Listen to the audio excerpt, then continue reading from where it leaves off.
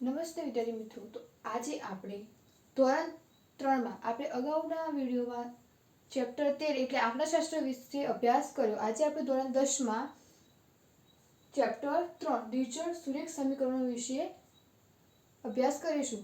સૌપ્રથમ આને ઉદાહરણ કે સ્વાધ્યાય આપણે ચેક કરીએ એ પહેલાં તમને એનું જે બેઝિક સ્વરૂપ છે કે કઈ સંખ્યાઓ કયા ગુણોત્તરથી આલેખ અનંત મળે છે અથવા એના અનન્ય ઉકેલ હોય છે એ બધું આપણે આ વિડીયોમાં ઇન્ટ્રોડક્શનમાં શીખીશું. તો તમને આ રીતે કોઈ બે સમીકરણ આપ્યો હોય, એના પરથી આલેખ બનાવવાનું કીધું હોય, તો અહીંયા જોવાનું. અગાઉના વિડીયોમાં તમે જોયું બહુપદીવાળા ચેપ્ટરમાં આઈ થિંક, તો એમાં મેં તમને કીધું હતું એ એટલે આપણું શું થશે 2. પણ અહીંયા a1 અને a2 આપ્યા છે એટલે આપણે બે સમીકરણ આપ્યા, તો આપણે a1 કેટલો થશે 2, a2 કેટલો થશે 4. તે જ રીતે a1 b1 3 b2 1 c1 કેટલો થશે -1 અને -5 અને c2 થશે -2.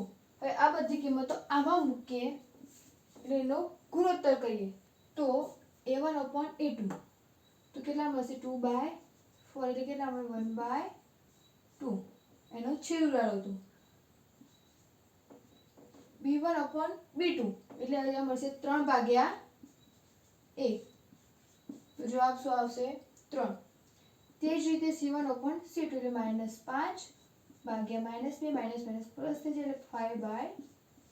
તો હવે તમે અહીંયા જુઓ કે આ દરેકનો ગુણોત્તર કેવો આવે છે અલગ અલગ, એટલે કે a1 a2 does not equal to b1/b2 and also does not equal to c1/c2. તો આવું જ્યારે સમીકરણ હોય ત્યારે શું થાય, તો આવા સમીકરણમાં જે રેખાઓ હોય, આપણે x y અક્ષ ઉપર જે રેખાઓ દોરીએ એ રેખાઓ કેવી હોય તો એકબીજાને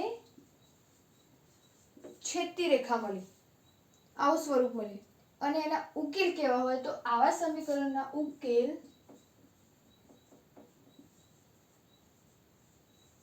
અનન્ય ઉકેલ તમને મળશે. ઉકેલ કેવા મળે અનન્ય. તો કઈ રીતે, તો પહેલા એ વસ્તુ ચેક કરવાની, આનો ગુણોત્તર a1/a2 b1 જો બધા સરખા ના થતા હોય ડઝ નોટ ઇક્વલ ટુ, તો એનો એકબીજાને આલેખ હોય એકબીજાને છેદતી મળે અને એના ઉકેલ કેવા હોય અનન્ય.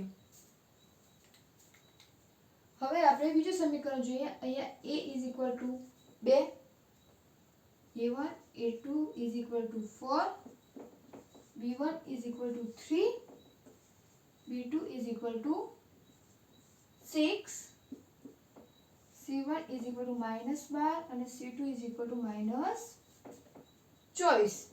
આ રીતનું છે. કંઈ નહીં, આના જેમ જ આપણે સિમ્પ્લિફિકેશન કરીએ તો a1/a2 એટલે 2/4 તો 1/2 આવશે. અને સિમ્પ્લિફિકેશન કરશો તો ત્રીજું b1/b2 એટલે 3/6, 3 દુ 6 તો 1/2. તે જ રીતે c1/c2 -12 -24 માઇનસ જતા રહે એટલે 1/2 એટલે 12 દુ 24.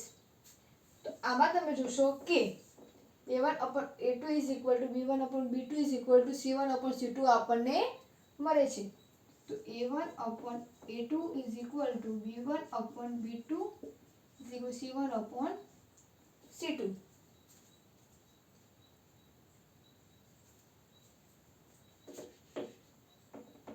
c1/c2. તો જ્યારે બધા બિંદુઓ સરખા મળે, આપણને આનો ગુણોત્તર સરખો મળે તો રેખાઓ કેવી હોય તો એકબીજાને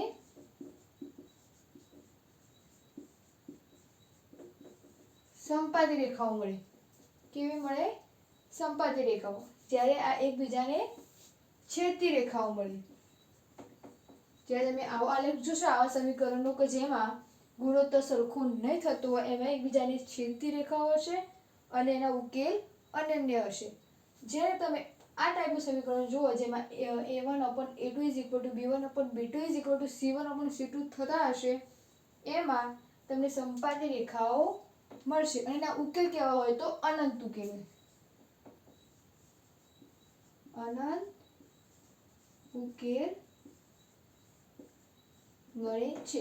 નેક્સ્ટ વિડીયોમાં આપણે જોઈશું કે a1/a2 = b1/b2 હોય, પરંતુ a1/a2 does not equal to c1/c2 હોય તો, એટલે કે કોઈ એક ગુણોત્તર બીજી એક સંખ્યાને તો સરખો હોય પણ એવી કઈ અલગ એક સંખ્યા છે કે જેને સરખો હોતો નથી, એટલે એ સંખ્યા એ બેના ગુણોત્તર કરતાં અલગ પડે છે.